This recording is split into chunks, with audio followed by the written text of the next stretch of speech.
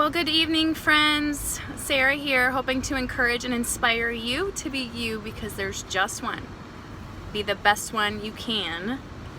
And I guess what I want to encourage you today with is just like, I've been holding back from you guys, if I can be honest.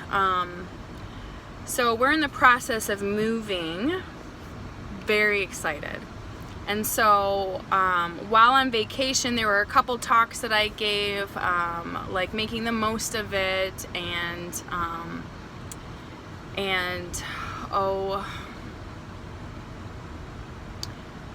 I forget them now.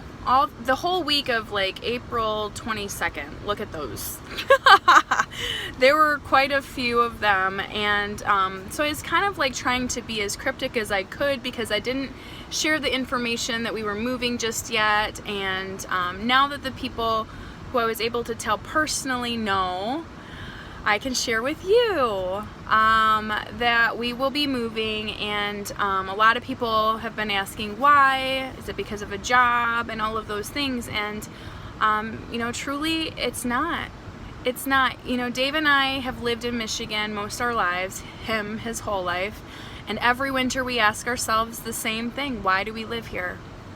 Why do we live here? It's so cold for so long. We just can't get a break. And I used to answer because, our family lives here. My parents, your parents, our brothers, their families, of course. And then there's the seasons too. It's hard to deny that Michigan is so beautiful. I'm going to give it 10 months out of the year, because 2 months of winter, and I'm being generous, are just like, they're just hard to get through. Can I be honest with you? Like, winter is a hard season to get through. And, it's one thing that the snow's out. It can be so beautiful. It can be magical even. But the sun is usually hiding that time of year. And it's just a real thing. So while I don't want to say we're moving because of the weather, it certainly inspired a conversation with my husband on one date night to... why do we live here? Why do we? At this point, our kids are at a good age where we can go on an adventure, so why don't we? And we hadn't gone to Nashville at this point yet. It was late March or something, and bitter cold. It should not be bitter cold when it's almost April. So we were planning a trip to Nashville for our anniversary, and I, obviously it being top of mind, I'm like, we should just stay in Nashville when we go. How about that? And he said that he would look into jobs the next day, and I was like, wait, don't play with me. Don't play with me. Are you serious? And so since things have just been cranking along, we have to believe that this is something God wants for us. Not necessarily that he's calling us to anything particular, but certainly it's worthy of the risk, right? Adventure is worth the risk that everything just falls apart. So far, nothing has. So far, everything has been completely validated. Obviously, a lot of bittersweet conversations with sweetest people in my life, in David's life, but for the most part, the response has been just an astounding yay for you guys. And so I'm so thrilled with those responses, because yay for us. We're doing something for our family. We don't know anybody in Nashville.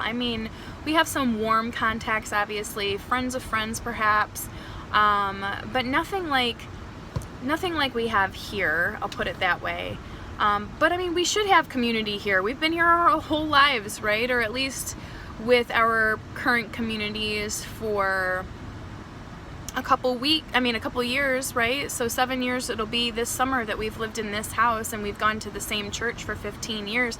So we should have some roots with some people and relationships and whatnot. But how fun to take our unit of 6 people somewhere new, right?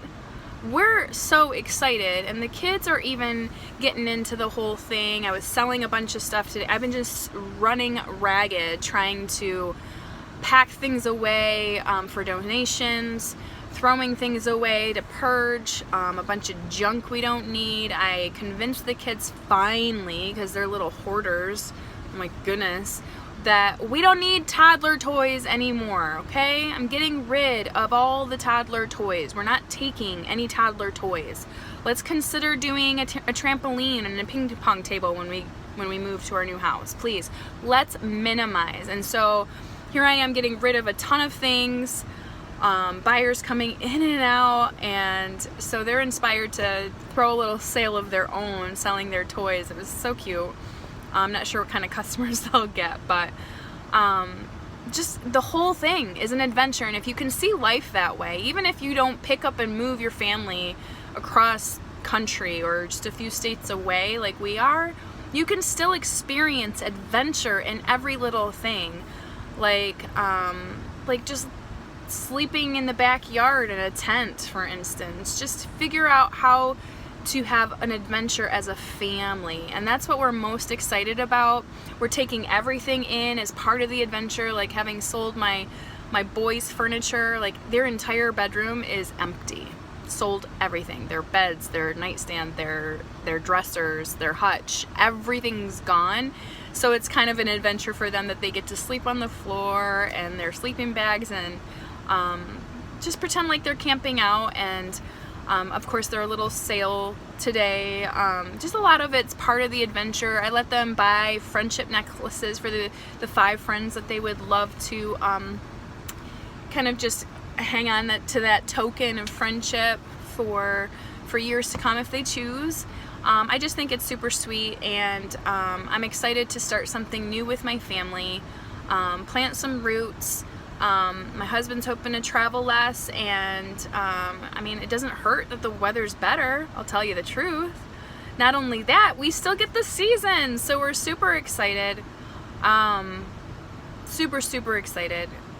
Our families, obviously, they're excited for us too, and sad, and some friends too, but you know, sometimes you have to do something for you. Sometimes you have to do something for your family. Whatever's right and unifying for your family. I'm not saying we had to pick up and leave in order for us to be unified. I think intentionality and purpose, focus, those things are all you need in order to find unity with anyone, really. And I talk about that in a lot of my videos. You know, just have intention. Be intentional. And I plan to be intentional with important people in my life. And if anything, you know, if being off of social media for so long has taught me anything, it's to be intentional with people. And so that's what we plan to do. And we also plan, or at least we hope to bless people where we're moving. And so we're just excited to meet some new people, go to new places, experience new experiences together as a family, and because we're all experiencing new things at the same time. I think that's going to be so fun. So encouraging you today to find an adventure, somehow create an adventure, set yourself free from the mundane. It doesn't have to be crazy like what we're doing, but set yourself free from just getting in some sort of rut and feeling like discouraged with life, with your lot in life. Like I said, was it yesterday, about, you know, serving other people who are less fortunate than us?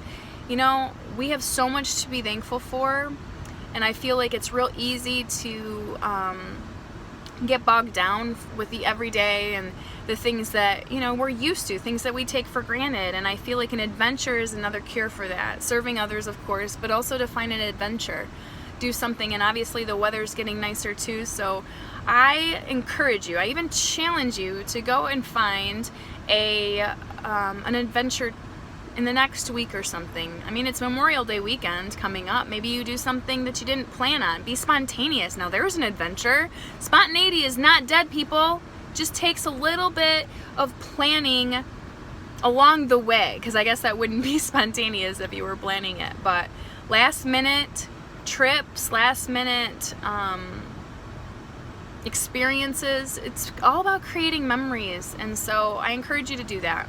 I encourage you to find the fruit of life, and that it's a gift, number one, and that there are fun ways of finding an adventure, simple and complex, and I hope you'll choose one, because you will be grateful you did. Take care.